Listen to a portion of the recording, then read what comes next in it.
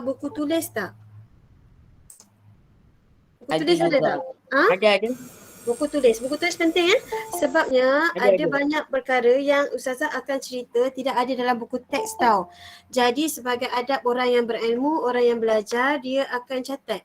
Jadi kamu guna buku tulis, buku pendidikan Islam kamu tu, buku tulis tu untuk catat. Conteng-conteng pun tak apa, tak ada masalah. Janji kamu dapat catat sesuatu, okey? Okey, hari ni kalau kamu nak tengok buku teks, kita akan belajar tajuk Hijrah Membawa Rahmat. Ustazah bagi tajuk salah dekat dalam grup kelas tu. Ustazah bagi tajuk tahun 4, Ustazah silap. Okey, tengok buku teks muka surat 134. Buku teks daripada 100 muka surat 134. Okey. Hijrah Membawa Rahmat. Kita sebenarnya dah habis silibus kan? Kita semua dah belajar kan? Kita dah belajar semua kan?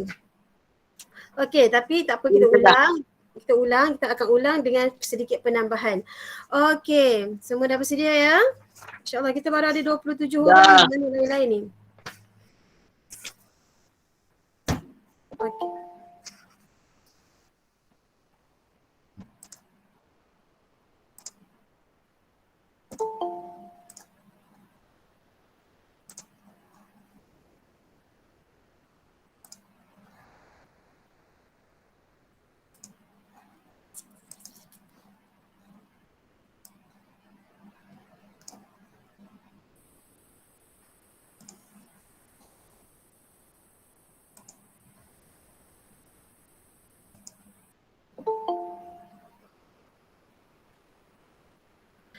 Okey, sebelum kita nak tahu macam mana peristiwa hijrah itu boleh berlaku, kita tengok dulu, kita flashback sedikit, kita patah balik sedikit untuk kita tengok pada sejarah Nabi daripada awal.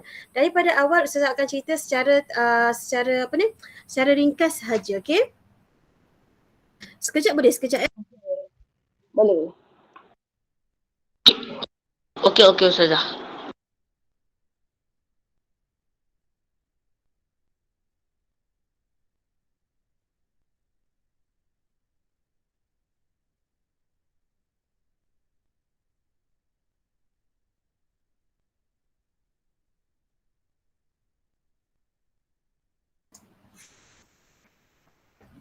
Okey, maaf gangguan sedikit. Okey. Tak apa Ustazah. Kita tengok sebelum Nabi Muhammad dilantik menjadi Rasul. Kita akan pergi pada sejarah kelahiran Nabi, ibu susuan baginda, kewafatan ibu baginda, kewafatan datuk, kemudian jasa Abu Talib, pekerjaan Nabi, kemudian ada Buhairah, kemudian ada perkahwinan Nabi serta banjir besar yang telah terjadi serta sejarah di Gua Hira.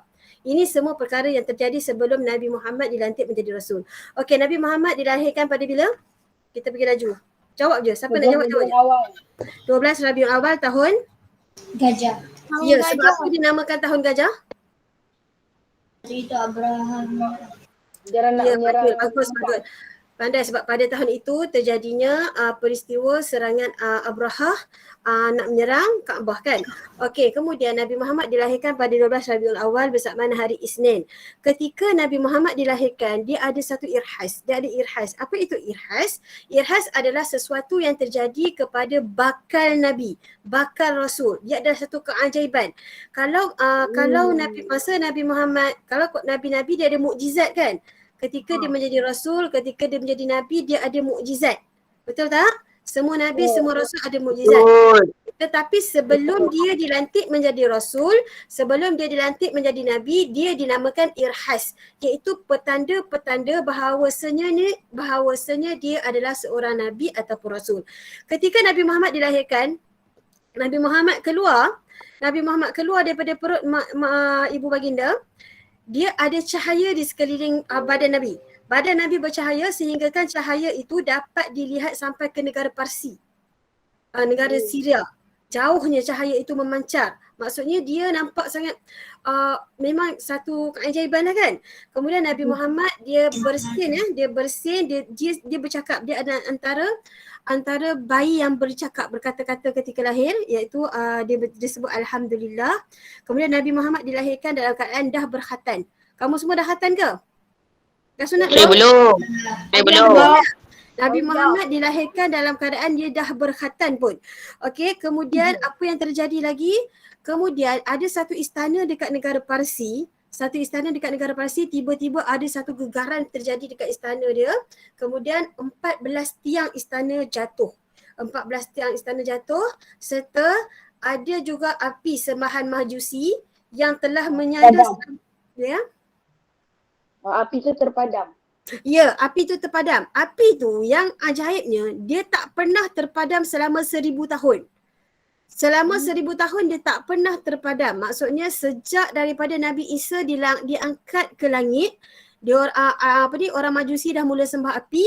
Api tu tak pernah terpadam selama 1000 tahun sebab jarak Nabi Isa dengan Nabi Muhammad 1000 tahun lebih tau. Okey, jadi 1000 tahun api tu tak pernah terpadam, tiba-tiba waktu Nabi lahir api itu terpadam. Okey, itu antara irhas yang terjadi ketika kelahiran Nabi. Kemudian Nabi Muhammad yang pertama, Nabi Muhammad disusukan oleh ibu susuan Nabi Muhammad ada berapa orang? Ini ramai sangat yang jawab salah kuis baru ni. Ada 2 orang ya.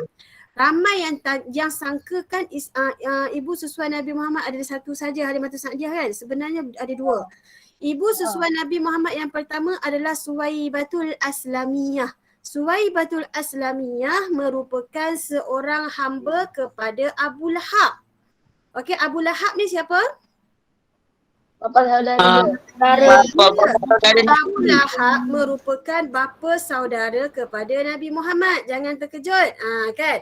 Abu Lahab merupakan bapa saudara kepada Nabi Muhammad. Kiranya hamba kepada Abu Lahab yang bernama Suwaibatul Aslamiyah, dia merupakan ibu susuan Nabi yang pertama. Kemudian kemudian barulah Aminah iaitu ibu Nabi mencari ibu susuan yang kedua. Masa nak pilih Nabi Muhammad masa nak pilih ibu susuan, tak ada siapa pun yang nak ambil Nabi masa tu. Sebab apa? Sebab Nabi Muhammad ni anak yatim. Sebab apa? Bapa Nabi meninggal ketika Nabi Muhammad 2 bulan dalam kandungan kan. Jadi masa tu orang yang datang ke Mekah, masa tu budaya dia, penduduk-penduduk yang berada dekat-dekat Mekah ni akan datang ke kota Mekah untuk mencari anak susuan. Sebab itu merupakan salah satu pekerjaan mereka ketika itu. Sebabnya di Mekah berkumpulnya orang-orang kaya. Jadi mereka akan datang untuk ambil upah susukan anak-anak orang kaya. Tetapi untuk kisah Nabi Muhammad ni tak ada siapa nak ambil dia. Sebabnya Nabi Muhammad merupakan anak yatim. Jadi diorang takut nanti tak ada siapa nak bayar, tak mampu nak bayar. Melain dengan Halimatus Sa'diyah. Halimatus Sa'diyah dia pilih Nabi Muhammad sebab tapi masa tu Halimatus Sa'diyah merupakan seorang yang kurus kering. Dia orang susah kan, tapi dia dia terpaksa jugalah ambil Nabi Muhammad. Masa dia ambil Nabi Muhammad, dia bawa balik ke kampung dia. Tiba-tiba apa yang terjadi kat kampung dia masa tu dilanda kemarau, pokok-pokok mati, haiwan-haiwan semua kurus kering, haiwan ternakan. Tetapi dengan izin Allah, ini merupakan irhas Nabi, petanda Nabi Muhammad itu adalah seorang rasul. Jadi apa yang terjadi pada kampung Bani Sa'ad tu, tiba-tiba tumbuh-tumbuhan jadi subur, haiwan ternakan jadi gemuk. Khadijah yang asal kurus kering tak ada susu, tiba-tiba susunya jadi banyak. Begitu. Jadi menyusulah Halimatus Sa'diyah. Nama dia Halimah saja sebenarnya tau. Sa'diyah tu merujuk kepada kampung dia, kampung Bani Sa'ad. Okey. Menyusulah Nabi Muhammad bersama Halimatus Sa'diyah selama 2 tahun. Menyusu berapa tahun? 2 tahun menyusu tempoh susuan adalah 2 tahun. Bila 2 tahun sepatutnya Halimatus Sa'diyah kena serahkan kepada Aminah. Tetapi Halimatus Sa'diyah ni sangat sayangkan Nabi, dia pujuk Aminah untuk sambung jaga Nabi lagi. Jadi dengan berat hati Aminah ni macam kesian kan, Aminah pun bagi Nabi Muhammad duduk dengan Halimatus Sa'diyah lagi. Sampailah umur Nabi Muhammad 4 tahun. Masa umur Nabi 4 tahun, tulis kat situ 4 kan, dekat ibu susuan tu 4 kan, merujuk pada 4 tahun. Ketika Nabi Muhammad berusia 4 tahun, ketika bermain-main dengan anak-anak Halimatus Sa'diyah, tiba-tiba Nabi Muhammad didatangi oleh seorang lelaki. Lelaki ni ambil Nabi Muhammad. Ya, malaikat Jibril. Malaikat Jibril sebenarnya, tapi orang lain nampak macam lelaki lah kan. Kiranya anak-anak Halimatus Sa'dah ni nampak depan mata Nema. Jadi lelaki ni ambil Nabi Muhammad, dia belah dada Nabi Muhammad. Dia belah dada Nabi Muhammad, keluarkan apa? Keluarkan jantung dan bersihkan dengan air Zam-Zam. Dia simpan balik, letak balik dan macam tiba-tiba yang tempat yang dipotong tu macam tak ada apa, tapi ada kesan sebenarnya. Sengaja Allah tinggalkan kesan, dan kesan itu dilihat sampai Nabi tua pun nampak lagi kesan tu. Sebab seorang pembantu Nabi yang bernama Anas bin Malik, dia kata dia pernah nampak kesan belahan di dada Nabi ketika Nabi Muhammad membuka baju. Bermaksud peristiwa belahan dada Nabi itu betul. Nabi Muhammad dibelah dadanya berapa kali? Tahu tak? 2 kali. Nabi Muhammad dia belah dadanya 2 kali. Yang pertama ketika berusia 4 tahun. Yang kedua sebelum Isra' Mi'raj. Okey? Jadi ibu bila dah terjadi begitu, Halimatus Sa'diah jadi takut nanti orang jahat, sebab Halimatus Sa'diah tak tahu siapa lelaki yang datang tu kan. Jadi Halimatus Sa'diah takut. Jadi ketika Nabi berusia 4 tahun, Nabi diserahkan semula kepada ibunya Aminah. Jadi Aminah ambil Nabi ketika Nabi berusia 4 tahun. Aminah pun jagalah Nabi sampai umur 6 tahun. Sampai umur 6 tahun, Aminah bawa Nabi untuk ziarah kubur ayah Nabi. Okey, ziarah kubur ayah Nabi. Tetapi ketika balik dari berziarah kubur, sampai satu tempat namanya Abwa'. Abwa' ni di mana? Di tengah-tengah jalan antara Mekah dengan Madinah. Dia di tengah-tengah Abwa' ni. Sampai di Abwa', tiba-tiba Aminah jatuh sakit. Dan bila dia meninggal dunia di Abwa', jadi Nabi Aminah pun dimakamkan di Abwa'. Ketika itu Ummu Aiman yang kebetulan ikut rombongan ibu Nabi tu bawalah Nabi pulang dan serahkan kepada datuk Nabi. Datuk Nabi nama apa? Abu Talib. Salah. Datuk Nabi nama Abdul Muttalib. Kamu jangan keliru Abu Talib dengan Abdul Muttalib. Abdul Muttalib nama datuk Nabi. Abu Talib ni anak kepada Abdul Muttalib. Abu Talib merupakan anak kepada Abdul Muttalib. Kamu jangan keliru. Ramai sangat yang keliru Abu Talib dengan Abdul Muttalib. Okey. Jadi datuk Nabi Muhammad ini merupakan pembesar Mekah. Orang yang sangat dihormati di Mekah.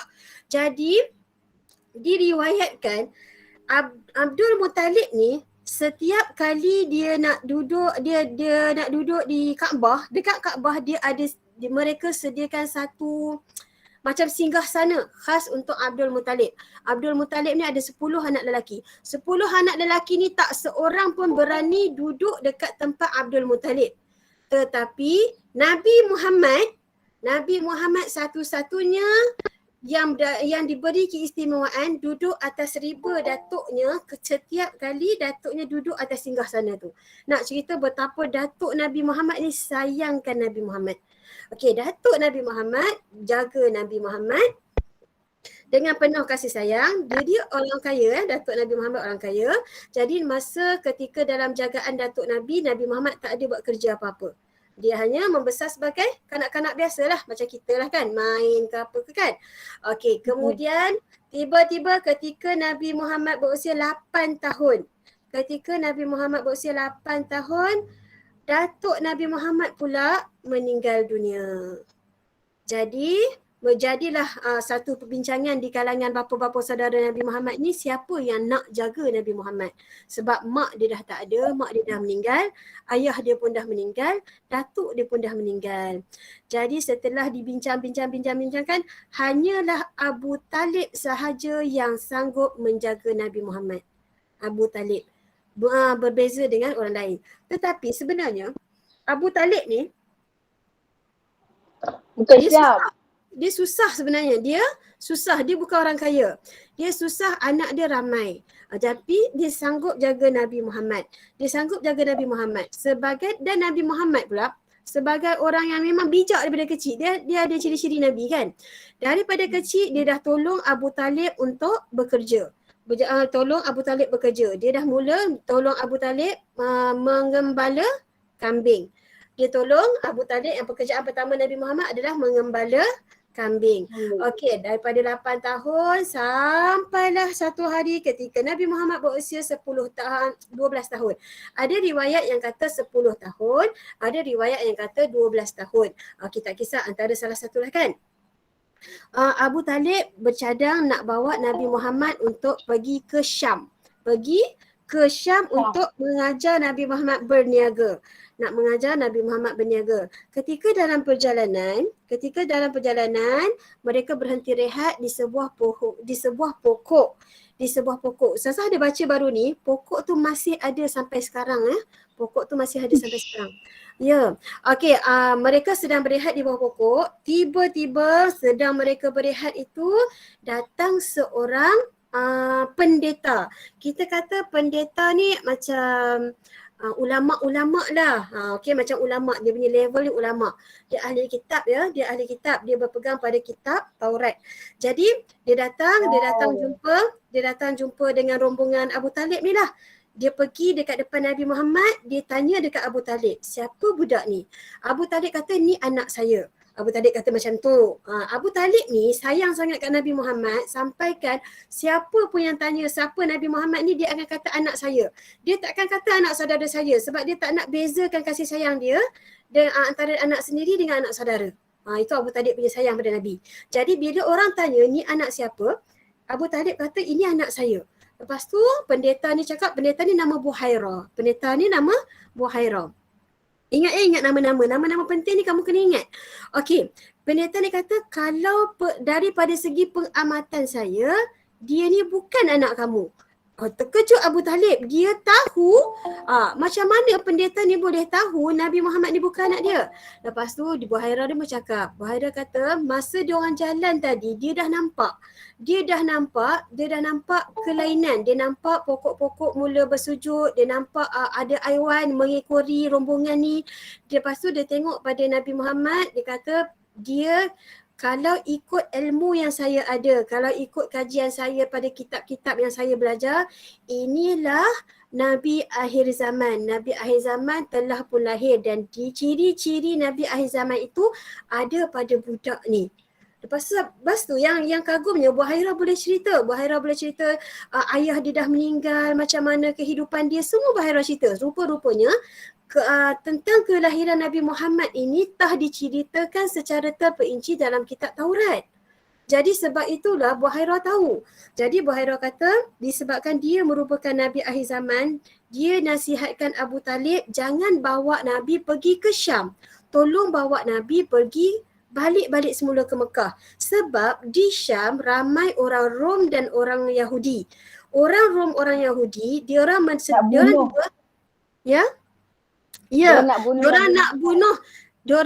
Bukan diorang nak bunuh Nabi Muhammad. Dia macam ni. Mereka sedang menantikan Nabi akhir zaman. Macam orang Yahudi, dia menganggarkan Nabi akhir zaman dalam keturunan dia.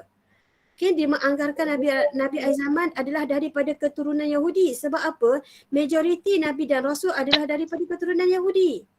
Okay? Jadi sebab itu kalau macam Nabi Zulkifli, Nabi Ilyas adalah Yahudi. Sulaiman adalah daripada keturunan Yahudi. Jadi mereka sangat yakin bahawasanya nanti Nabi akhir zaman akan lahir daripada keturunan mereka. Sekiranya mereka tahu Nabi akhir zaman itu dah lahir dan bukan daripada keturunan mereka, nescaya Nabi Muhammad akan dibunuh. Bila Abu Talib dengar je macam tu, Abu Talib pun bawalah balik Nabi semula ke Mekah. Okey, bila dah bawa balik ke Mekah, Nabi Muhammad meneruskan pekerjaan dia macam biasalah, mengembala kambing. Kalau nak berniaga pun berniaga di dalam kota Mekah sahaja. Sampailah Nabi Muhammad dah mula menginjak dewasa, Abu Talib dah mula percayakan Nabi Muhammad untuk keluar daripada Mekah. Jadi Nabi Muhammad pun dah mula ambil barang dagangan orang, ambil upah untuk membawa barang dagangan orang lain berniaga. macam-macam lah, macam-macam negara, macam-macam token lah Nabi Muhammad ambil kan. Nabi Muhammad dia tak bawa barang dia sendiri. Dia cuma bekerja, dia bawa barang orang. Sampailah tiba-tiba satu hari ditakdirkan dia membawa barang Khadijah. Dia membawa barang Khadijah. Khadijah ni orang kaya, dia janda ya. Khadijah ni janda, dia bukan anak dara, dia janda, dia pernah kahwin. Dia adalah orang kaya, dia ada memiliki barang dagangan yang banyak dan salah satu kumpulan Nabi Muhammad bawa. Yang Khadijah sangat kagum perniagaan barang-barang dagangan yang Nabi Muhammad bawa adalah yang paling laris, paling untung, paling banyak paling banyak keuntungan lah. Jadi dia sangat kagum. Jadi masa tu pembantu Nabi Muhammad bernama Maisarah. Maisarah ni lelaki ke perempuan? Perempuan. Maisarah lelaki tau. Woi. Kenapa nama dia Maisarah? Maisarah tu sebenarnya nama lelaki. Itulah kata itulah bahasa Arab ni kita tak tahu nak kata kan. Kita tak ada kata yang nama kan. dia. Maisarah ni lelaki. Okey. Maisarah ni ceritalah tentang perihal Nabi Muhammad ni. Tentang perihal Nabi Muhammad, macam mana cara dia berniaga. Setiap orang yang jumpa Nabi Muhammad pasti akan sayangkan, sukakan Nabi Muhammad. Macam mana pelanggan-pelanggan sangat sukakan cara Nabi Muhammad berniaga. Sampailah Khadijah bila dah dengar orang puji pasal Nabi Muhammad je, dia pun jatuh cinta. Khadijah pun jatuh cinta pada Nabi Muhammad. Bila Khadijah jatuh cinta pada Nabi Muhammad, adakah Khadijah pergi meminang Nabi Muhammad? Tidak. Okey, Khadijah ni bagi tahu pada kawan dia nama Nafisah. Okey, kawan dia bagi tahu kawan Khadijah nama Nafisah. Okey, Nafisah ni pergi bagi tahu Nabi Muhammad, Khadijah sukakan Nabi Muhammad. Jadi Nabi Muhammad pun sukakan Khadijah juga. Jadi Nabi Muhammad bagi tahu dekat bapa-bapa saudara Nabi Muhammad yang lain. Jadi bapa-bapa saudara Nabi Muhammad inilah yang pergi meminang Khadijah. Okey. Jadi bukanlah Khadijah yang meminang Nabi Muhammad. Khadijah cuma meluahkan perasaan. Itulah jawapan saya. Okey, Khadijah cuma meluahkan perasaan. Nabi Muhammad lah yang pergi meminang Khadijah. Dan kalau kamu nak tahu tak hantaran mahar perkahwinan Nabi Muhammad sebanyak mana? Kalau kita biasa tengok artis-artis kita kan, 10,000, 100,000 artis-artis kita kahwin kan? Okey, kamu rasa Nabi Muhammad macam mana? Okey, mahar perkahwinan Nabi Muhammad adalah sebanyak 20 ekor unta yang terbaik. Unta macam lembu kita lah. Lembu kita ada kecil, ada kurus, ada hitam, ada putih, macam-macam level lembu kan. Ada gemuk kan. Yang Nabi Muhammad ni, mahar perkahwinan Nabi Muhammad adalah 20 ekor unta yang terbaik. Tahu tak harga dia sekarang berapa? Dalam lingkungan RM600,000. Mahal. Jangan kita anggap Nabi Muhammad ini orang miskin ya. Nabi Muhammad asalnya adalah orang yang kaya sebab dia bekerja daripada muda. Okey?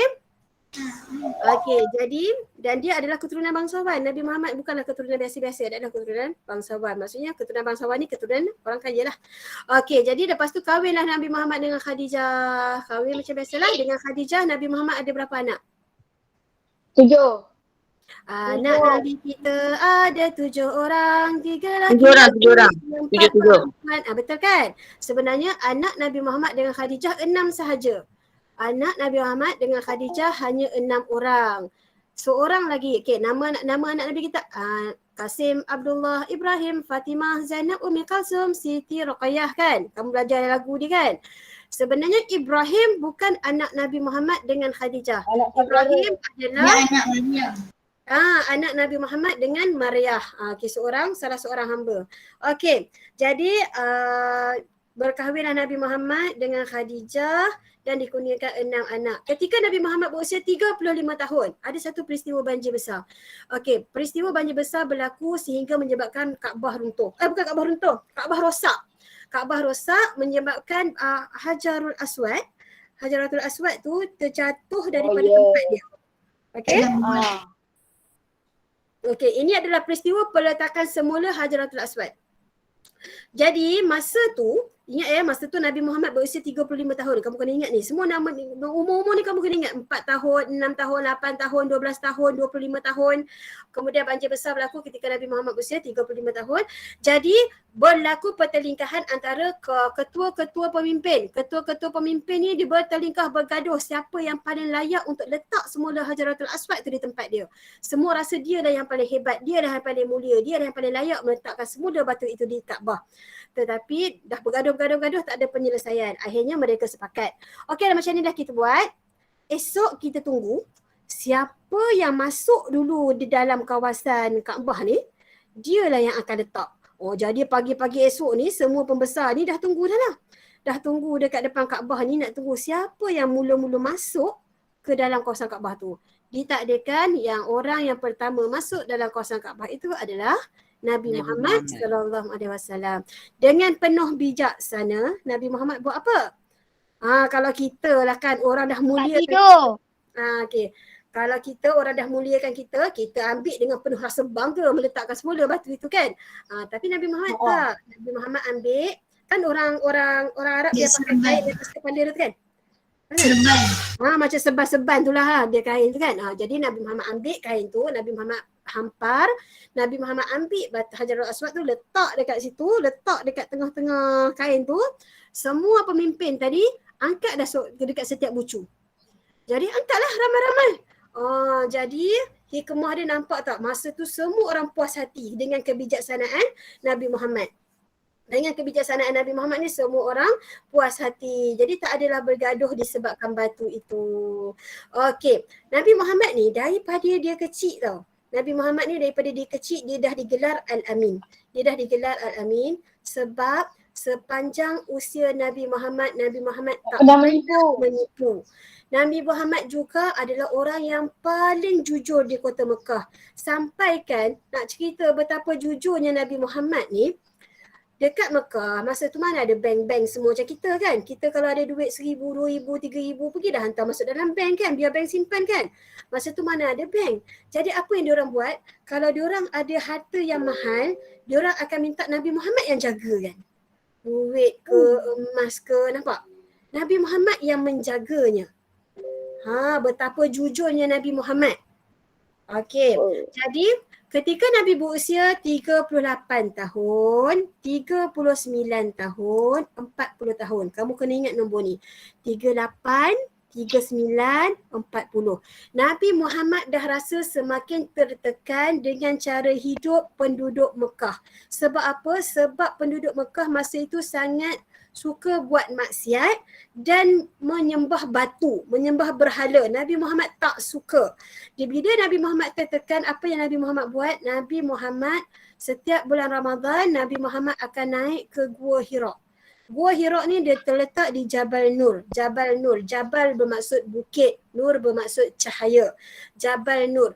Gua Hira ni berada di puncak, di atas sekali Jabal Nur. Jabal Nur ni tinggi dia 600 meter.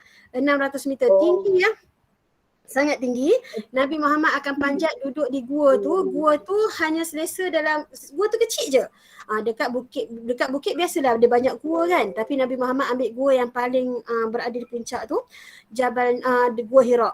Nabi Muhammad duduk di situ beruzlah ataupun berkhalwat. Maksudnya bersendirian nak menenangkan fikiran. Jadi Khadijah ni lah, bila Nabi Muhammad tak balik rumah, Khadijah ni dah akan hantar makanan setiap hari pada Nabi Muhammad. Sampailah ketika Nabi berusia 40 tahun. Ingat ya, Nabi Muhammad beruzlah daripada umur 38, 39, 40 dalam bulan Ramadan. Bulan Ramadan dah ada walaupun sebelum Nabi menjadi Rasul. Okey, kamu jangan keliru yang tu. Okey, dalam bulan Ramadan, setiap bulan Ramadan Nabi Muhammad akan naik ke Gua Hira, dia akan duduk di situ beruzlah. Okey, bermunajat. Okey, jadi bila dia naik ke situ, satu hari ketika Nabi berusia 40 tahun, tiba-tiba Nabi didatangi oleh seorang lelaki. Lelaki ini, ya. Siapa yang cakap tu? Lelaki ni semua kamu tahu kan? Semua kamu tahu kan siapa kan? Siapa? Siapa? Ya, Malaikat Jibril. Dia datang merupa sebagai orang lelaki. Tetapi Nabi Muhammad tengok dia, Nabi Muhammad jadi pelik. Kenapa dia datang dalam keadaan yang sangat bersih? Sedangkan kalau nak sampai ke Gua Hira itu, dahlah nak kena rentas padang pasir, dahlah nak kena panjat bukit. Mustahil lelaki boleh sampai ke atas dalam pakaian yang bersih, muka tak berdebu.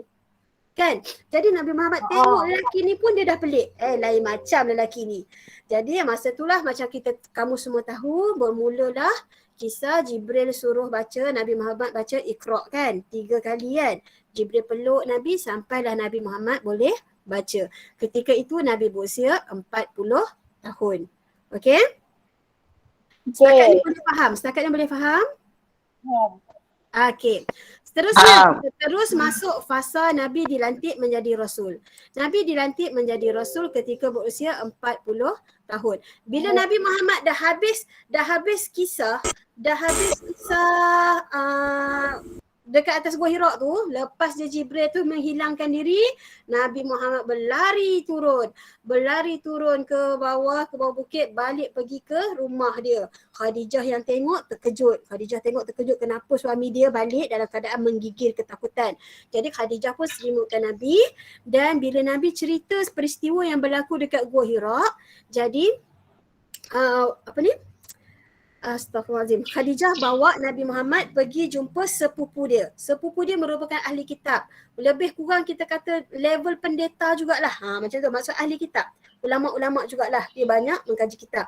Kitab Taurat Jadi bila dah bawa pergi jumpa dengan sepupu Khadijah yang bernama Waraqah bin Naufal.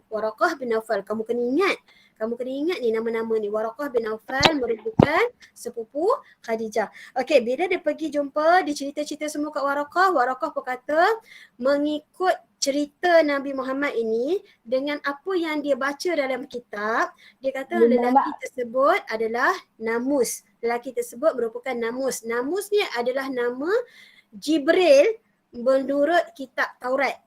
Okey. Sebab kitab Taurat dia bahasa Ibrani, bukan bahasa Arab. Kita Al-Quran bahasa Arab. Okey, kita Al-Quran bahasa Arab. Taurat bahasa Ibrani. Dan malaikat Jibril dalam bahasa Ibrani adalah Namus. Okey, dalam bahasa Arab adalah Jibrail ataupun Jibril. Okey, kamu kena faham ya. Okey, jadi Waraqah kata ini petanda suami kamu telah dimuliakan, dilantik menjadi rasul. Tetapi kamu kena ingat, suami kamu akan menghadapi cabaran yang sangat besar sehingga kan dia akan dihalau daripada Mekah pada satu hari nanti. Waraqah dah bagi amaran sebab benda ni dah diceritakan secara terperinci dalam kitab-kitab sebelum Al-Quran.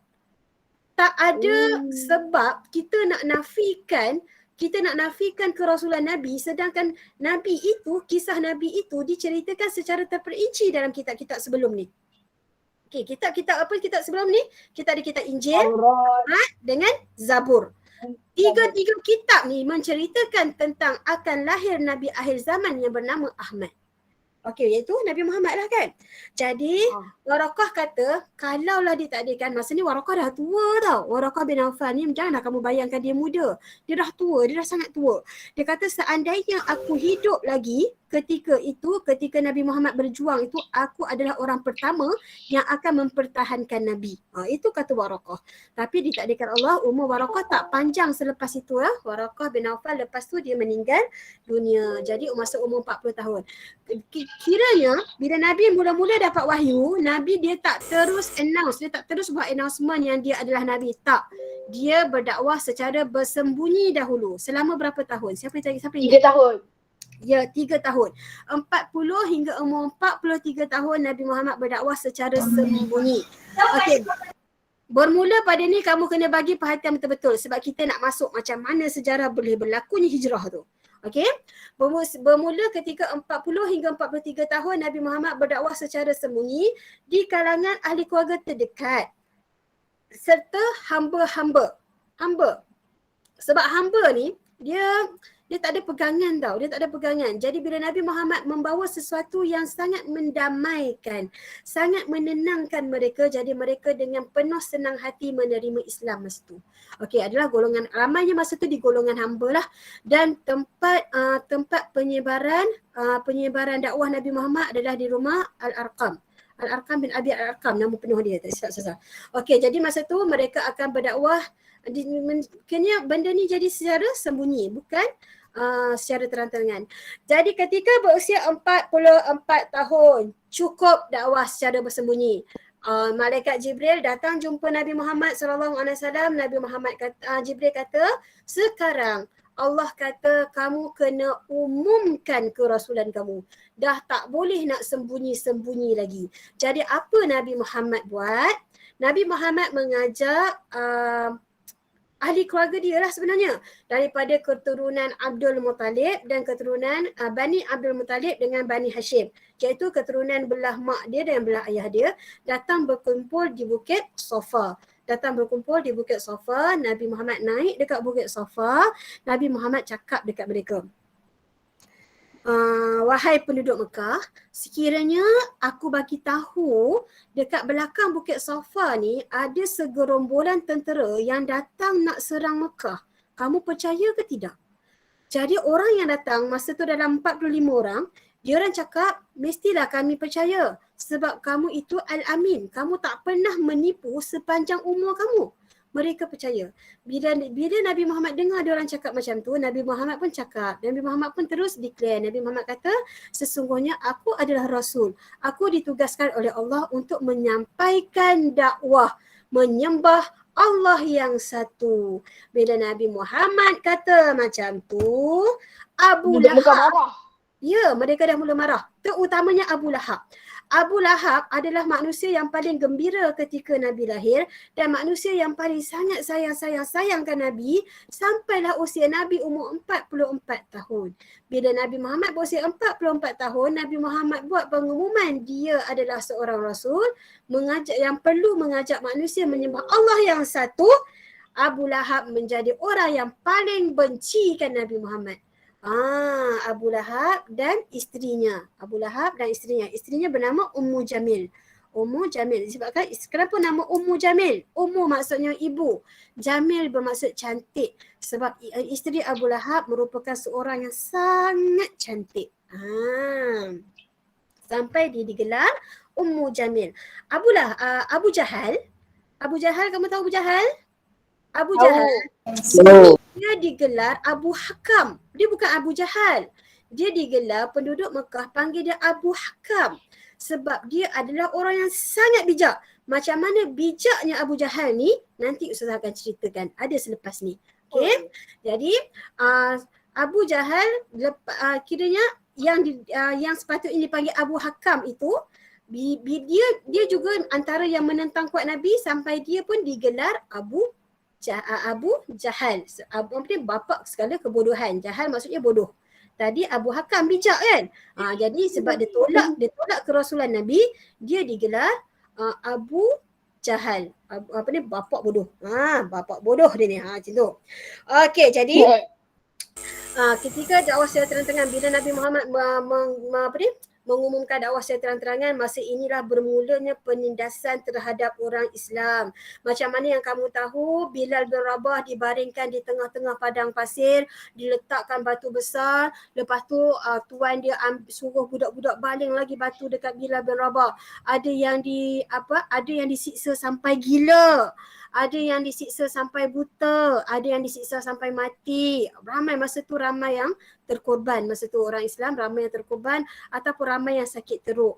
Bila dah tak tahan lagi, Nabi Muhammad rasa dah tak tahan lagi ketika Nabi Muhammad berusia 45 tahun. Inilah sejarah hijrah yang pertama. Kamu kena tahu, hijrah ke Madinah bukan hijrah yang pertama. Hijrah yang pertama adalah hijrah ke Habsyah. Habsyah nama lama. Nama baru adalah Utopia. Ya. Raja Habsyah tu Raja yang adil kan, dia tahu tu. Ya, betul. Raja Najasyi. Nama dia Raja Najasyi. Raja Najasyi merupakan penganut Nasrani. Dia menyembah, dia Kristian, dia kata, senang kata. Okey, dia macam dia Kristian. Jadi tetapi walaupun dia bukan beragama Islam, dia sangat bijak. Okey, jadi Nabi Muhammad ni masa tu dia mengarahkan orang Islam pergi ke Habsyah. Habsyah ni, Utopia ni bukan dekat ya. Perlu naik unta selama 30 hari. Kemudian naik kapal menyeberangi Laut Merah selama 2 hari. Barulah sampai ke Habsyah. Jauh tak jauhnya dia. Okey. Jadi bila berada di Habsyah, Raja Habsyah melindungi orang Islam ketika itu walaupun orang kafir daripada Mekah datang kejar orang Islam sampai ke Habsyah tu. Tapi Raja Najasyi ni raja yang sangat bijak. Dia ada sejarah kenapa Raja Najasyi ni boleh menyelindungi orang Islam. Tetapi saya tak ceritakan pada hari ini sebab takut nanti jadi lama. Okey, jadi Raja Najasyi melindungi orang-orang Islam di situ. Ketika berusia 46 tahun. Ketika berusia 46 tahun, orang Islam balik semula ke Mekah secara berperingkat. Sebab apa? Sebab pada sangkaan mereka, orang Islam dah habis, orang-orang Islam yang masih tinggal di Mekah tu dah habis tempoh penyiksaan. Orang Mekah dah tak seksa lagi dah orang Islam masa tu. Kemudian bila orang pun pulang ke Mekah, rupa-rupanya tak, masih lagi disiksa. Orang Islam masih lagi disiksa. Tiba-tiba ada satu kejadian di mana Abu Jahal memukul Nabi Muhammad. Daripada peristiwa itu Hamzah bin Abdul Muttalib, bapa saudara Nabi ya sebenarnya Hamzah ni adalah bapa saudara. Okey. Hamzah ni merupakan bapa saudara Nabi dan dia juga merupakan saudara susuan Nabi. Sebab apa? Sebab masa Nabi Muhammad menyusu dengan Suwaibatul Aslamiyah, Hamzah ni pun menyusu dengan Suwaibatul Aslamiyah. Hamzah ni bukan sekadar bapa saudara Nabi, dia juga merupakan saudara susuan kepada Nabi Muhammad. Jadi Hamzah masuk Islam sebab apa? Sebab Abu Jahal pukul Nabi Muhammad. Hamzah rasa sangat marah. Berani kau Abu Jahal, bukan daripada keturunan kami, kau pukul anak saudara aku. Disebabkan Hamzah marah. Hamzah masa tu dia masuk Islam bukan sebab kata dia nak terima akidah Islam, tetapi disebabkan dia marah sebenarnya. Dia marah sebab Abu Jahal pukul Nabi Muhammad. Tetapi akibat dia masuk Islam tu, dia menjadi seorang pejuang Islam. Dan Nabi Muhammad sebenarnya masa tu keadaan dia orang Islam amat teruk. Jadi Nabi Muhammad minta doa dengan Allah, ya Allah ya Tuhanku, muliakanlah Islam, kuatkanlah Islam dengan dua orang Umar. Nabi Muhammad minta dengan Allah supaya dua orang Umar ini masuk Islam. Yang pertama Umar Al-Khattab, yang kedua adalah Umar bin Hisham. Siapakah Umar Al-Khattab? Umar Al-Khattab adalah Sayyidina Umar lah yang kita semua tahu kan. Siapakah Umar bin Hisham? Umar bin Hisham adalah Abu Jahal. Nabi Muhammad berdoa agar Abu Jahal masuk Islam, tetapi Allah tak makbulkan doa Nabi Muhammad. Allah hanya masukkan seorang Umar sahaja dalam Islam. Jadi masa usia Nabi 46 tahun ketika Hamzah masuk Islam, Hamzah ni bukan sekadar orang biasa di Mekah ya, dia macam abang long kawasan tau. Dia macam abang long kawasan. Dia digelar Asadullah. Okey, dia sangat apa? Abang long kawasan lah, semua respect dengan dia kan. Jadi bila Hamzah dan Umar masuk Islam, jadi keadaan orang Islam masa tu bertambah kuat. Bertambah kuat. Sebelum ni orang Islam di kalangan orang-orang hamba saja kan. Sekarang ni yang masuk Islam adalah di kalangan orang-orang hebat pula Mekah. Jadi Islam dah bertambah kuat. Jadi sebelum ni orang Islam tak berani pun nak sembahyang di hadapan Kaabah. Tetapi bila Umar masuk Islam, orang Islam dah berani sembahyang dekat Kaabah. Sebab Umar ni siapa berani lawan dia? Nak jadi sejarah dia, dekat pasar dekat Mekah tu, dia orang ada anjurkan pertandingan tiap-tiap tahun. Dia macam pertandingan siapa kuat lawanan, tengah lawan. Umar ni Johan tiap-tiap tahun. Dialah juara tiap-tiap tahun. Jadi siapa berani lawan dia? Dia masuk Islam. Jadi orang Islam semua datang beramai-ramai sembahyang di Kaabah. Jadi masa tu Islam dah makin kuat. Bila Islam dah makin kuat, jadi penduduk kafir Mekah ni dia rasa sangat tertekan. Apa yang dia buat lagi? Dia buat sekarang ni ketika Nabi berusia 47 tahun hingga 50 tahun. Mereka keluarkan surat untuk memulaukan semua Bani Hashim dan semua Bani Abdul Muttalib, iaitu keturunan Nabi Muhammad. Mereka pulaukan orang Islam dan mereka pulaukan keturunan Nabi Muhammad. Jadi dekat dinding Kaabah tu diletakkan surat pemulauan tu. Siapa yang berani pergi sembang dengan Nema, siapa yang berani pergi berjual beli dengan Nema, semuanya akan dibunuh. Masa tu orang Mekah takutlah. Jadi duduklah orang Islam ni dalam keadaan yang tertekan. ubat tak ada, baju nak beli baju tak boleh, sumber makanan tak ada selama 3 tahun, dipulaukan. Masa ni ramai sangat orang Islam yang sakit, ramai sangat orang Islam yang mati, yang meninggal. Okey, jadi nak dijadikan cerita setelah 3 tahun. Setelah 3 tahun, ada riwayat yang menyatakan anak-anak yang makan surat tu. Ada juga riwayat yang menyatakan siapa yang nama dia? Sepupu Nabi yang koyakkan surat tu di dinding Kaabah. Bila surat tu koyak, jadi pemulawan tu automatik tamat. Bila pemulawan tu tamat, orang kafir Mekah jadi sangat lagi tak puas hati. Dia jadi sangat tak puas hati. Dia makin menekan Nabi Muhammad. Seksa Nabi Muhammad. Jadi Nabi Muhammad dapat arahan daripada Allah untuk teruskan dakwah. Walaupun diseksa, walaupun dapat banyak ancaman, walaupun banyak cabaran, Allah suruh Nabi Muhammad rehat ke? Tak. Allah suruh Nabi Muhammad teruskan dakwah. Sekarang kau tak boleh dakwah kat Mekah, tak apa. Kau pergi Taif. Taif ni dalam kawasan Mekah lagi, masih dalam kawasan Mekah tapi jauh sikit dari kota Mekah.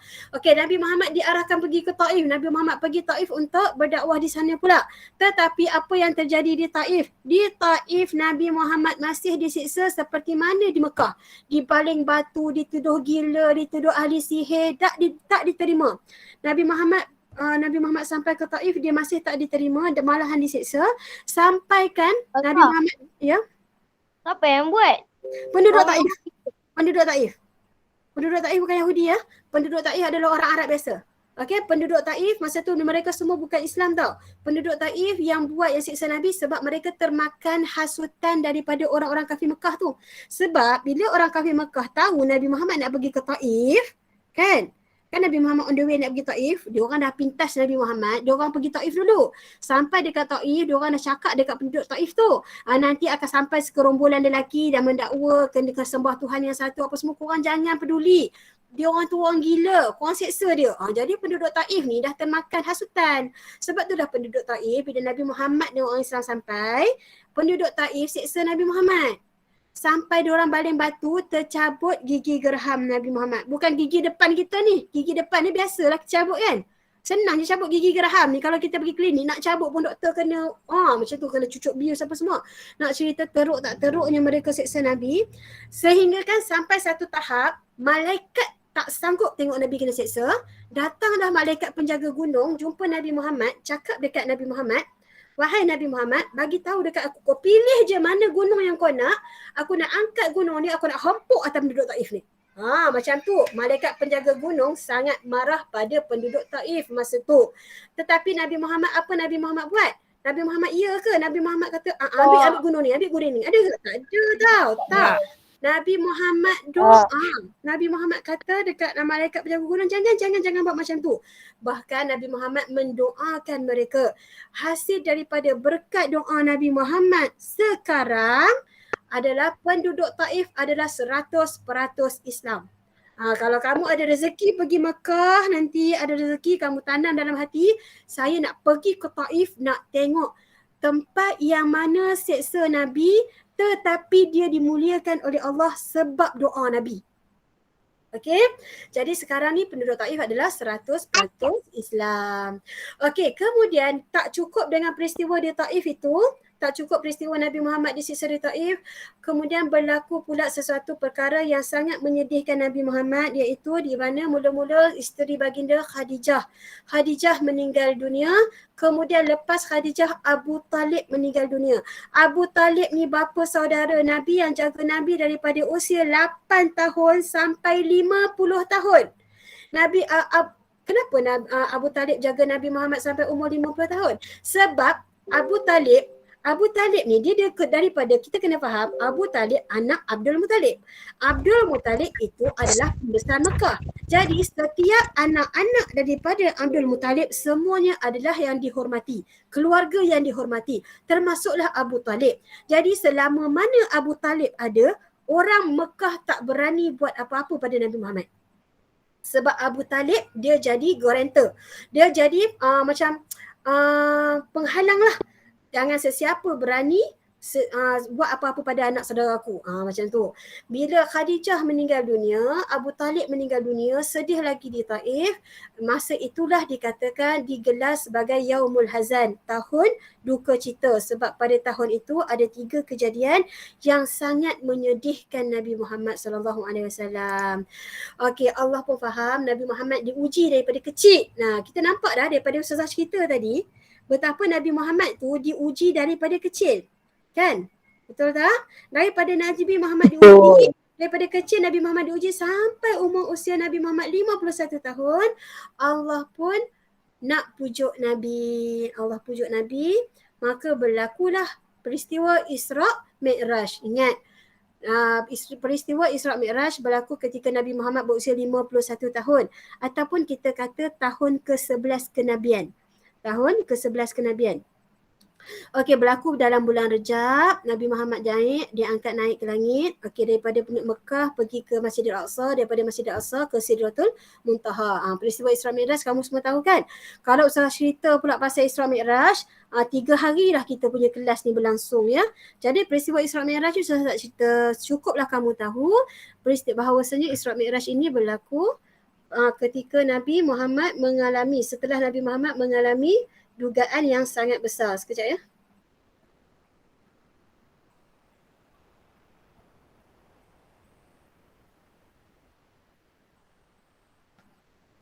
Okey. Seterusnya. Okey. Ini masih usia 51 tahun ni juga kamu belajar tahun lepas. Kamu ingat ke tidak ingat? Perjanjian Aqabah pertama dan perjanjian Aqabah kedua. Kamu ingat tak? Ingat. Ingat ke tak ingat? Ingat. Saya ulang sedikit. Saya ulang sedikit sebab kalau saya tak sentuh benda ni, kamu tak tahu macam mana hijrah itu boleh terjadi. Okey. Tadi bila di Taif dah disiksa, Nabi Muhammad balik semula di Mekah. Tak cukup dengan tu, orang Mekah buat apa? Diorang buat risalah. Edarkan di sekitar Kaabah, jangan dekati lelaki ini, lelaki nama Muhammad ni orang gila. Macam-macam dia burukkan Nabi Muhammad dalam risalah tersebut. Nak dijadikan cerita, pada satu hari ketika Nabi Muhammad berusia 51 tahun, datang 6 orang lelaki daripada Madinah.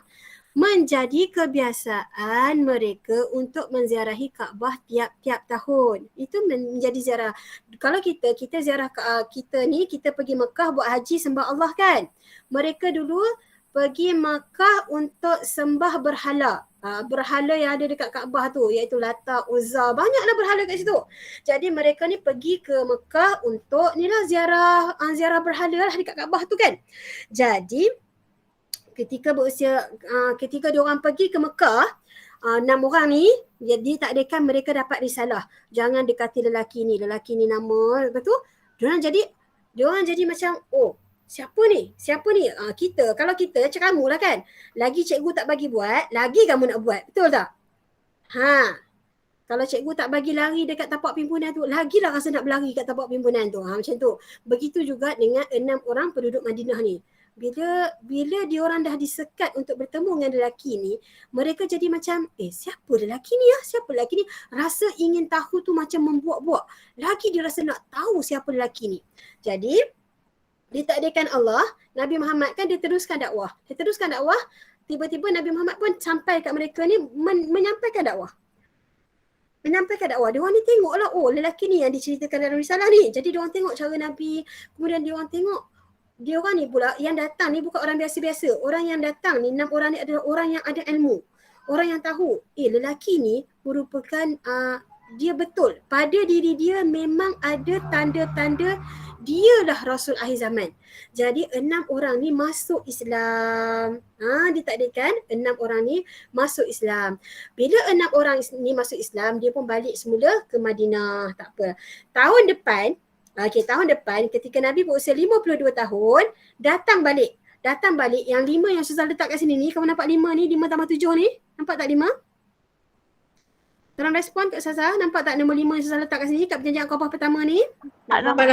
Okey, 5 itu merupakan 5 orang yang datang sebelum ni. Yang datang tahun lepas 6 orang kan? Masa usia Nabi 52 tahun tu, 5 orang yang datang tahun lepas, dia datang lagi semula bawa 7 orang yang baru. Jadi total dia 12 orang.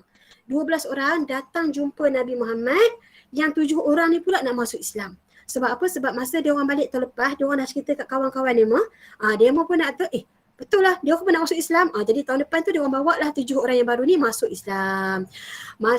Jadi 12 orang dah masuk Islam. Masuk Islam tapi tak tahu apa-apa pasal Islam. Nak semayang tak tahu, nak puasa tak tahu. Lepas tu wahyu-wahyu yang Allah turunkan pada Nabi Muhammad pun dia orang tak tahu. Jadi sebab itulah masa ni Nabi Muhammad kirim utusan yang bernama Mus'ab bin Umair. Mus'ab bin Umair untuk pergi balik ke Madinah. Ikut dia ni balik ke Madinah. Kamu dengar betul-betul nama dia? Mus'ab bin Umair. Mus'ab bin Umair sebab ada dalam soalan latihan yang Ustazah bagi. Okey. Jadi baliklah dia ke Madinah. Dia pun tugas Mus'ab bin ni sebagai macam cikgu dah, macam ustaz. Dia ajarlah penduduk Madinah macam mana tentang Islam, macam mana cara beribadat apa semua. Tahun depannya ketika Nabi Muhammad berusia 53 tahun, datang lagi 70 orang. Hasil dakwah Mus'ab bin Umair tadi bertambah sampai 70 orang yang baru untuk datang masuk Islam. Bila dah diorang datang untuk masuk Islam, masa itulah Nabi Muhammad minta diorang berjanji. Macam perjanjian Aqabah yang pertama. Nabi Muhammad kata tak boleh mencuri, tak boleh bunuh anak perempuan, tak boleh berzina, jangan syirik, jangan buat benda-benda, jangan syirik pada Allah, macam ni. Tak boleh sembah selain pada Allah. Masa perjanjian Aqabah kedua, dia ada lagi apa ni? Dia punya janji dia tambah, kita kena amal ma'ruf, sentiasa ajak orang buat baik, jangan buat benda yang jahat, sentiasa membantu Islam, berkorban harta, tak kira lah waktu kaya ke waktu miskin ke, sanggup berkorban harta. Okey. Jadi masa perjanjian Aqabah yang kedua tu, masa ni diorang dah mula ajak Nabi Muhammad pergi ke Madinah. Tapi Nabi Muhammad kata tak boleh lagi sebab dia tak dapat wahyu daripada Allah. Jadi tak lama selepas perjanjian Aqabah kedua, Nabi Muhammad pun dapat wahyu untuk berhijrah ke Madinah. Okey, setelah berapa minit kita ni? Sejam ke kita?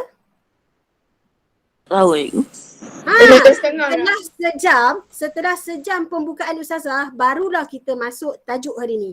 Hijrah ke Madinah. Okey. Ni baru tajuk hari ni ya. Hijrah ke Madinah. Macam mana hijrah ke Madinah ni boleh terjadi?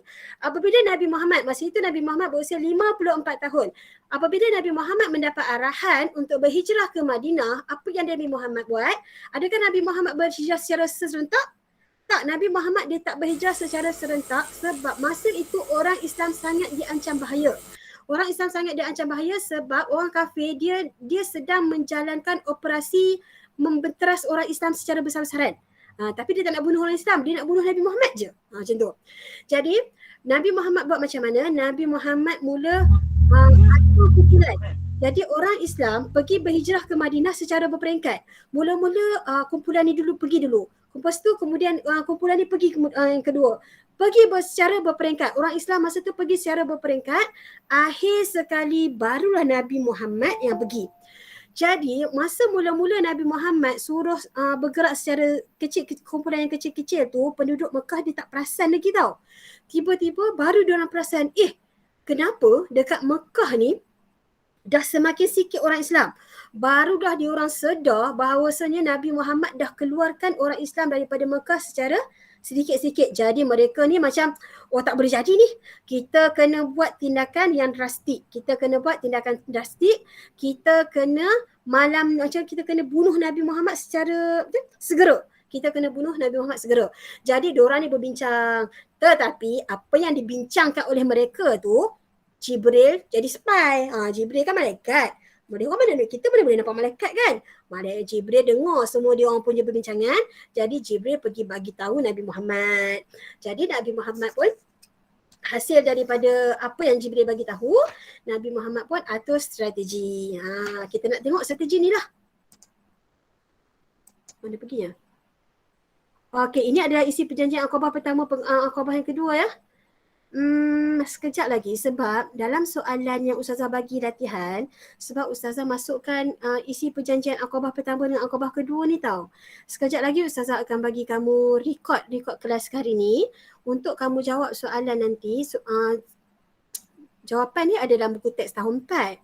Tapi kalau kamu tak ada buku teks tahun 4 tak apa, nanti Ustazah bagi rakaman kelas kita hari ni, kamu nanti Adik saya tahun 4. Saya kalau ada adik tahun 4 lega lah, boleh rujuk balik buku tahun 4. Okey, yang tak ada nanti Ustazah bagi rakaman, kamu tengok daripada rakaman dia pada isi perjanjian Aqabah pertama dan isi perjanjian Aqabah kedua. Kamu kena tahu juga ni, walaupun benda ni kamu belajar tahun lepas, ini bukannya kita belajar Astaghfirullahalazim, bukannya kata kita belajar untuk periksa ya. Kita orang Islam, kita kena tahu. Benda ni kita kena tahu. Dia wajib tahu sejarah Nabi kita. Okey? Okey, kepentingan tak payah. Sekejap Okey. Kita kena tahu tokoh-tokoh yang berjasa. Lambatlah pula Ustaz ni. Tokoh-tokoh yang berjasa dalam peristiwa Isra Mi'raj. Peristiwa Hijrah. Minta maaf. Okey, jadi Nabi Muhammad dia atur strategi. Macam mana? Orang yang akan menemani Nabi Muhammad berhijrah adalah Abu Bakar As-Siddiq. Dua orang. Kemudian Ali bin Abu Talib dia akan duduk dekat tempat tidur Nabi. Sebab Ali bin Abu Talib ni dia punya badan macam Nabi Muhammad tau.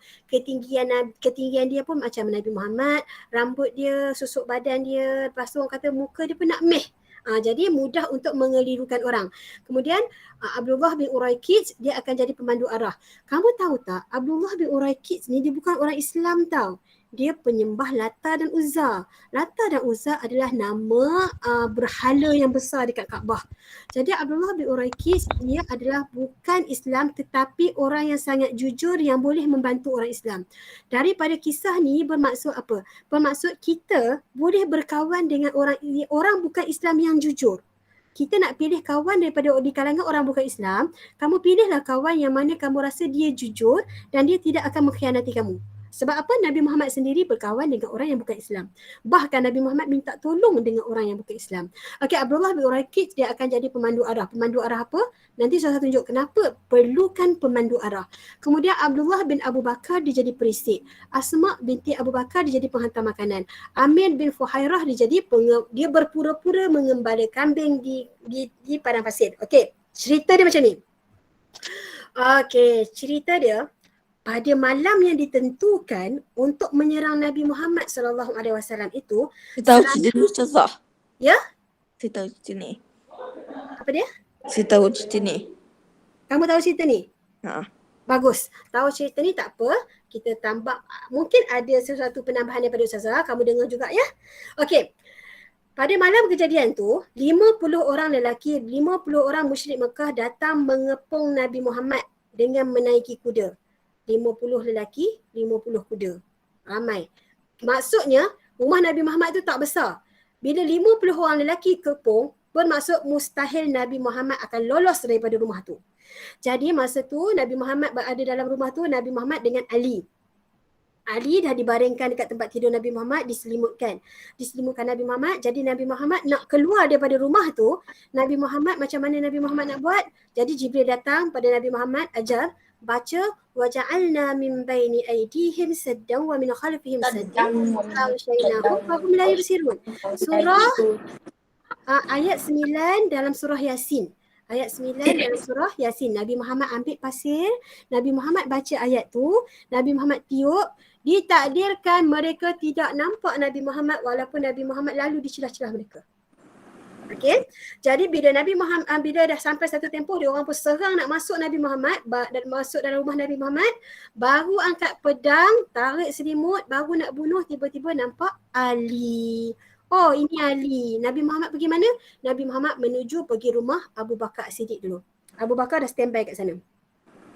Jadi bila tak jadi bunuh Ali, dia tanya, jadi maksudnya diorang dah jadi macam mana boleh terlepas? Macam mana boleh terlepas? Jadi diorang pun minta bantuan Abu Jahal. Ini kita cerita Abu Jahal dalam cerita ni. Kenapa Abu Jahal adalah Abu Hakam? Okey, Abu Jahal ini sebenarnya digelar Abu Hakam. Bapak cerdik punya manusia. Abu Jahal ni dia dikatakan orang yang sangat bijak mengesan, kata tracker, mengesan jejak. Dekat sekeliling rumah Nabi Muhammad ada 100 tapak kaki. Yalah 50 lelaki kan? Kita orang ada 2 kaki kan? Ada 100 tapak kaki manusia, ada 200 tapak kaki kuda. Bayangkanlah sekeliling rumah tu, Abu Jahal ni betapa bijaknya dia boleh tahu antara semua tu mana satu tapak kaki Nabi Muhammad. Bijak tak? Ya? Bijak. Sebab itu dia digelar Abu Hakam. Dia adalah tracker yang paling hebat lah masa tu di Mekah. Jadi bila dia tengok jejak Nabi Muhammad tu, pergi ke rumah Abu Bakar. Jadi diorang pergi rumah Abu Bakar. Pergi rumah Abu Bakar, sampai dekat rumah Abu Bakar, dia ketuk pintu rumah Abu Bakar. Yang buka pintu rumah tu adalah Asma. Nama dia Asma. Anak Abu Bakar, Asma. Dia tanya, mana bapak kamu? Nabi Muhammad di sini ke? Asma kata, tak ada. Saya tak tahu bapak saya di mana dan Nabi Muhammad tak ada kat sini. Jadi Abu Jahal sangat marah, dia tampar Asma sampai jatuh tersembam Asma. Kuat tak kuatnya Abu Jahal tampar Asma. Jadi, stop dulu sekejap kat situ. Kita patah balik ke rumah Nabi Muhammad tadi. Kenapa Ali ditugaskan untuk tidur di tempat Nabi Muhammad? Yang pertama, sebab dia adalah orang yang paling mirip dengan Nabi Muhammad. Yang kedua, Ali diamanahkan oleh Nabi Muhammad untuk pulangkan balik semula semua harta-harta yang disimpan oleh Nabi Muhammad. Kamu ingat tak tadi saya sebut, Nabi Muhammad ni orang yang sangat jujur, orang yang sangat amanah, sampaikan orang Mekah kalau ada harta yang banyak, dia orang minta Nabi Muhammad simpankan. Kamu ingat tak saya sebut tadi? Ingat. Jadi Ali berperanan, dia kena pulangkan balik semula harta-harta yang dijaga oleh Nabi Muhammad. Itu tugas Ali. Sebab itulah Ali kena tinggal. Jadi sekarang kita pergi balik rumah Abu Bakar tadi. Daripada rumah Abu Bakar, Abu Jahal masih lagi mengesan tapak kaki Nabi Muhammad dan sampailah dia membawa Nabi Muhammad sampai ke Gua Sur. Dia membawa orang kafir sampai ke Gua Sur. Nabi Muhammad dengan Abu Bakar dia bergerak ke Gua Sur. Nabi Muhammad dengan Abu Bakar dia bergerak ke Gua Sur. Sekejap ya. Kita patah balik.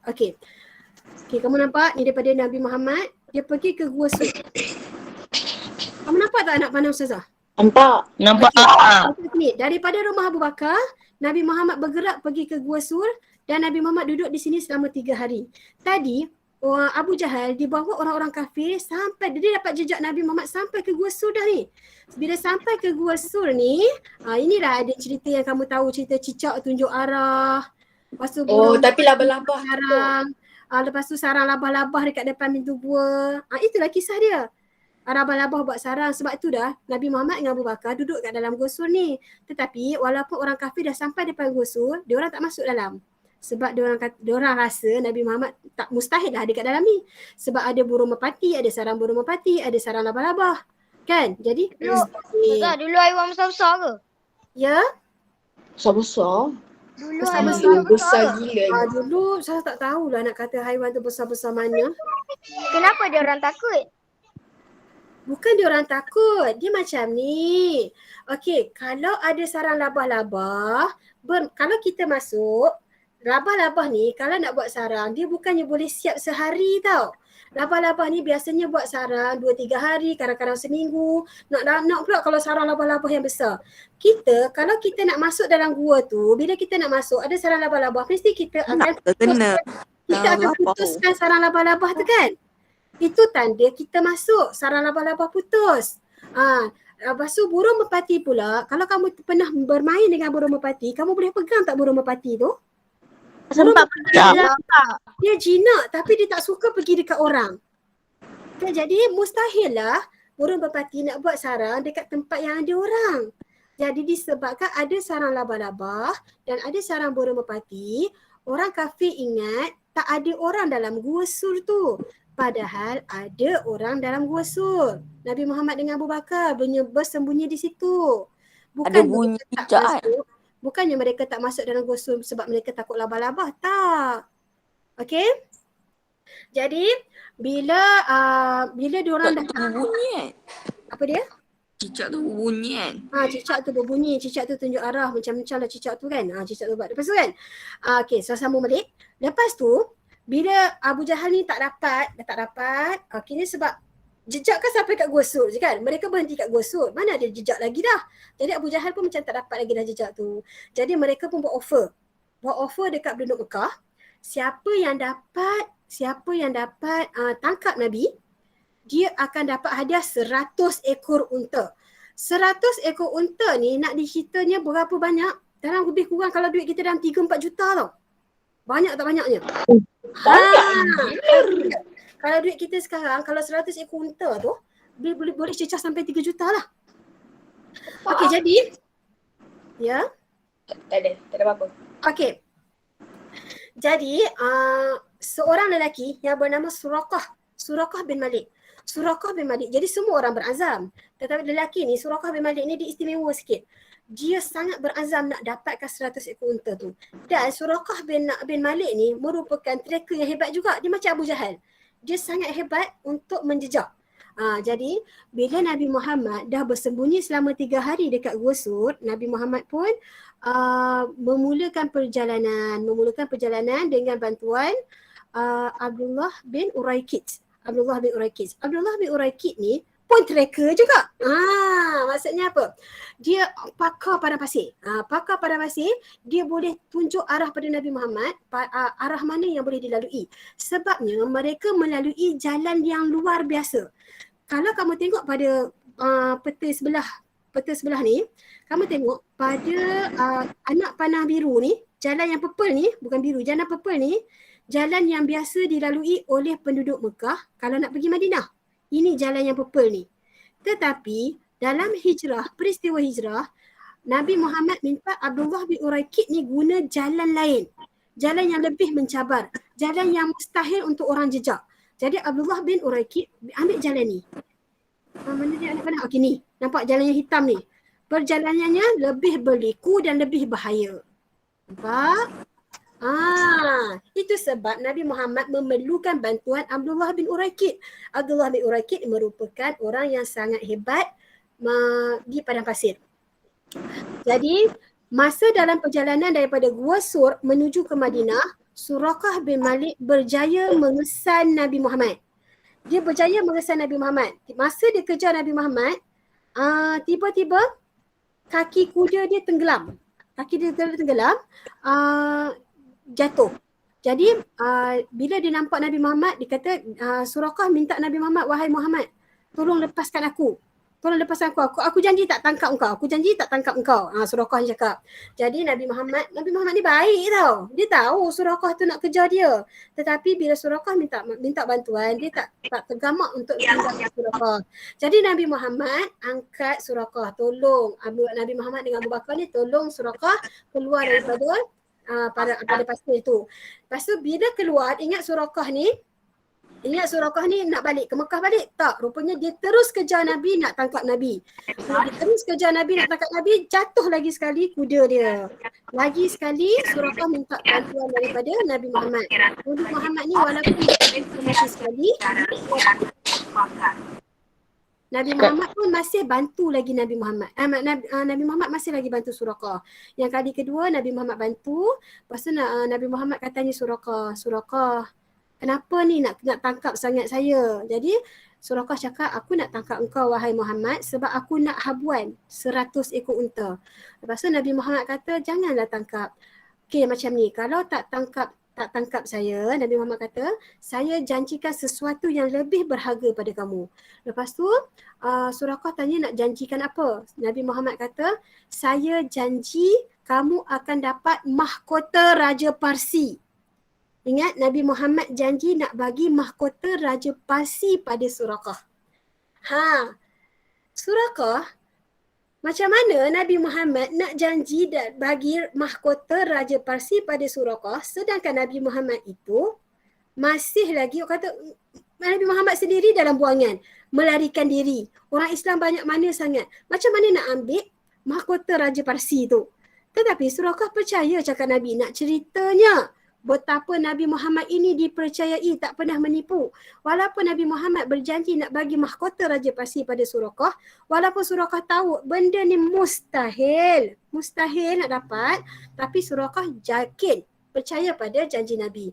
Jadi disebabkan Nabi Muhammad dah janji macam tu, Nabi Muhammad cop surat janji tu dengan cincin Nabi. Nabi Muhammad bukan janji kosong ya. Nabi Muhammad sediakan satu surat, dan surat untuk menyerahkan mahkota Raja Parsi itu dicop dengan cincin Nabi. Suraqah simpan surat tu. Suraqah balik ke Mekah balik. Dan dia cakap dia tak jumpa Nabi. Suraqah cakap dia tak jumpa Nabi Muhammad. Sampailah, selamatlah perjalanan Nabi, sampailah ke Allahu Akbar kabira, lupa. Maaf, saya patah balik sikit. Sepanjang 3 hari di Gua Sur, Asma' binti Abu Bakar tugas dia hantar makanan. Asma' bin Abu Bakar tugas dia hantar makanan. Okey, Ali dah siap. Abdullah bin Uraikid kamu dah tahu. Abdullah bin Abu Bakar. Abdullah bin Abu Bakar tugas dia sebagai perisik. Perisik macam mana? Abdullah bin Abu Bakar dia akan duduk di dalam kota Mekah. Dia akan mendengar setiap perbualan pembesar-pembesar Mekah untuk tahu apa plan mereka untuk tangkap Nabi. Jadi Abdullah dia akan bagi tahu perkembangan plan penduduk pembesar-pembesar Mekah kepada Nabi Muhammad. Dia akan bagi tahu Abdullah bin Abu Bakar ni. Kemudian Asma' binti Abu Bakar, dia tugas dia menghantar makanan. Sepanjang 3 hari Nabi Muhammad dengan Abu Bakar bersembunyi di padang pasir. Dan Amir bin Fuhairah memang dia ni pengembala kambing. Tetapi sebenarnya dia tak mengembala kambing pun kat kawasan tu. Tetapi dia hari tu, sepanjang tempoh 3 hari Nabi Muhammad bersembunyi di Gua Sur, Abdullah bin Fuhairah dia duduk mengembala kambing di hadapan, di sekitar kawasan tu. Sebab yang pertama dia nak tutup jejak kaki Asma'. Asma' kan pergi berhantar makanan, ada jejak kaki daripada rumah Abu Bakar sampai Gua Sur. Jadi Abdullah bin Fuhairah ni dia akan bawa kambing untuk tutup tapak kaki Asma'. Kemudian Amir bin Fuhairah ni jugalah yang tugas dia bagi susu kepada Nabi Muhammad dengan Abu Bakar, susu kambing. Okey, seterusnya baru boleh seterusnya ya. Jadi setelah Suraqah bin Malik tadi balik ke Mekah, maka selamatlah Nabi Muhammad, Abu Bakar dengan Abdullah bin Uraikid ni sampai ke Quba. Apabila sampai di Quba ni belum sampai Madinah lagi ya. Quba lagi 4 hari baru sampai Madinah. Sampai di Quba, bila sampai di Quba, Nabi Muhammad bina masjid yang pertama. Masjid yang pertama iaitu di Quba. Kemudian selepas siap masjid tu, Nabi Muhammad terus bertolak pergi ke Madinah. Nabi Muhammad sampai ke Madinah pada 12 Rabiul Awal, hari jadi Nabi. Okey, birthday Nabi sampai dekat Madinah. Nabi sampai kat Madinah. Okey, ini dah cerita. Okey, Yasrib Madinah. Okey, setakat ni boleh faham dah? Boleh. Setakat ni boleh faham lagi ya? Boleh. Okey. Bila sampai di Madinah, Nabi Muhammad sangkakan Madinah ni satu negara yang aman, damai, makmur. Sebenarnya tak Yasrib nama lama bagi Madinah. Apabila Nabi Muhammad sampai, Nabi Muhammad disambut secara besar-besaran. Kan tadi orang Islam daripada Mekah berhijrah secara sikit-sikit kan? Dia sikit berhijrah sampai ke Madinah kan. Bila Nabi Muhammad sampai, dah ada orang Islam di sana, jadi Nabi Muhammad disambut secara besar-besaran. Masa ni dah lagu Tala'al Badru Alaina. Pernah dengar? Pernah. Lagu ni lah yang pertama kali dikumandangkan ketika Nabi Muhammad sampai ke Madinah. Okey, bila sampai di Madinah, rupa-rupanya di Madinah terdiri daripada kaum-kaum yang suka berperang. Cerita pasal Madinah ni kita sambung dalam kelas yang seterusnya. Boleh? Boleh. Boleh. Kita dah sejam. Boleh. Penat dah kamu dengar Ustazah cakap? Ustazah pun dah penat dah bercakap sejam. Okey. Tak penat. Okey, kalau kamu nak tahu lagi sejarah sambungan dia, insya-Allah kita atur pula untuk kelas seterusnya. Kita cerita macam mana keadaan penduduk Madinah ni, macam mana Yahudi ni boleh ada kat Madinah. Yahudi ni duduk kat Madinah ke? Macam mana tiba-tiba Yahudi ada kat Madinah? Kemudian macam mana Yahudi yang 3 ni, Yahudi Bani Nadir, Bani Qainuqa, Bani Quraizah ni dihalau satu persatu daripada kota Madinah. Yahudi dihalau daripada Madinah. Sebab itu Mekah dengan Madinah disebut haramaini, dua tanah haram. Madinah merupakan tanah haram, Mekah merupakan tanah haram. Haram pada siapa? Haram pada Yahudi dan haram pada orang bukan Islam. Okey, kamu kena tahu tu. Haramaini, dua tanah haram. Haram juga untuk kita ambil tanah dia bawa balik Malaysia. Ambil batu ke, ambil haram. Okey, jangan suka-suka hati ya. Dia adalah tanah haram. Okey, jadi setakat ini sahaja dulu kelas kita pada hari ini. InsyaAllah kita akan sambung pada kelas yang seterusnya. Kita sama-sama baca. Okey. Bismillahirrahmanirrahim. Wal 'asr innal insana lafi khusr illa alladhina amanu wa 'amilus salihat wa tawasaw bil haqq wa tawasaw bis sabr. Wabillahi taufiq wa hidayah. Wassalamualaikum warahmatullahi wabarakatuh. Bye. Assalamualaikum Ustazah. Sama-sama. Bye-bye. Bye.